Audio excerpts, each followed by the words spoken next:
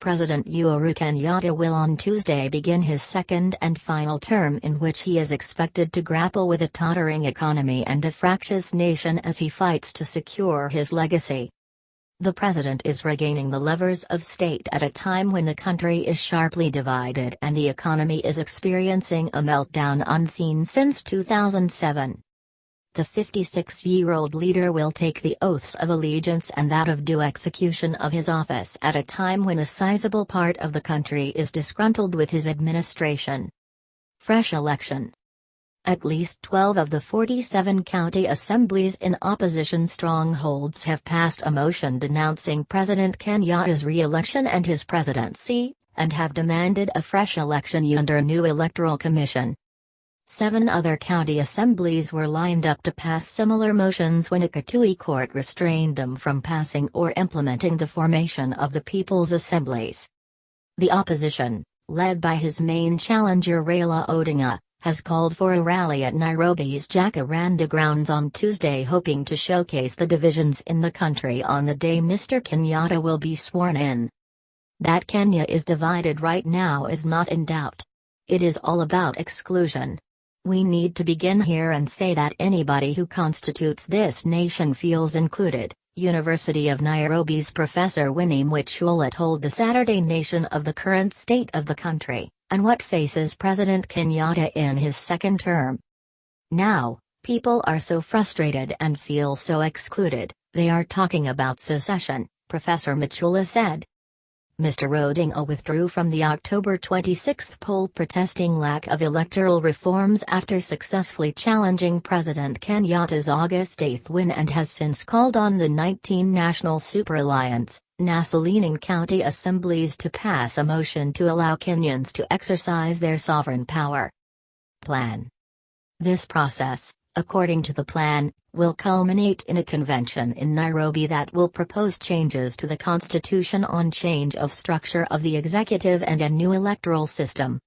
Professor James Ole Kiapi, who ran for president in 2013, argued that the divisions currently being seen were a sign of deep fissures that started in 2007 when 1,133 Kenyans died, and 650,000 others were displaced from their homes in the post-election violence and which had been swept under the carpet under the "Let's Move On" mantra in 2013.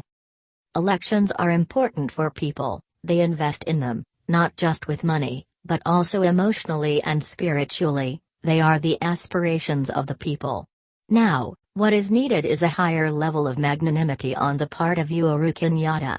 He needs to call Raila Odinga and say, wait a minute, we can fight this thing forever, but it is not going to help us, Professor Kiapi said in a TV interview. The university don warned that if ignored, the problem will one day blow up and none of us will be able to address it. Fear. The president would like to assure all Kenyans, those who voted for him and those who did not, that he will be president of all Kenyans.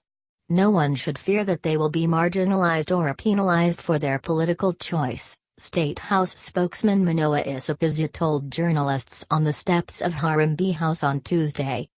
On the day the president will take his oath of office, he will rededicate himself to the path of peace, prosperity, constitutional order and healing. The Odinga-led NASA coalition, which has accused the government of instituting state-sponsored police killings and use of force to repulse protesters, will today hold its inaugural People's Assembly in Machakos County. On Monday, it will hold a memorial service in different venues in the country to honor those killed in the protests. On Friday, the coalition took a full-page newspaper advert to mourn 26 people it said were victims of police brutality and called on well-wishers to support their families. That from those honored dead we take increased devotion to that cause for which they gave the last full measure of devotion, that we here highly resolve that these dead shall not have died in vain, Senator James Orengo, and former Machakos Senator Johnston Muthama said, quoting former American President Abraham Lincoln's 1863 Gettysburg speech. They later held their fundraising in aid of the funeral expenses for those killed. Crimes. Already, NASA has asked the International Criminal Court to investigate the Jubilee government on alleged crimes against humanity.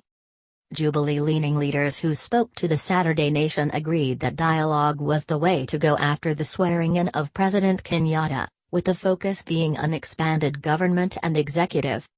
"I foresee us re-looking at the Constitution before the next general election.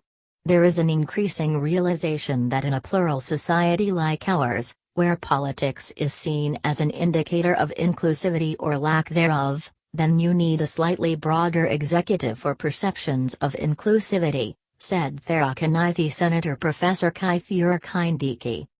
But even as the head of state battles the gigantic battle of mending the country's fissures, he has also focused his eyes on economic transformation, an avenue he believes will help him in addressing inequality.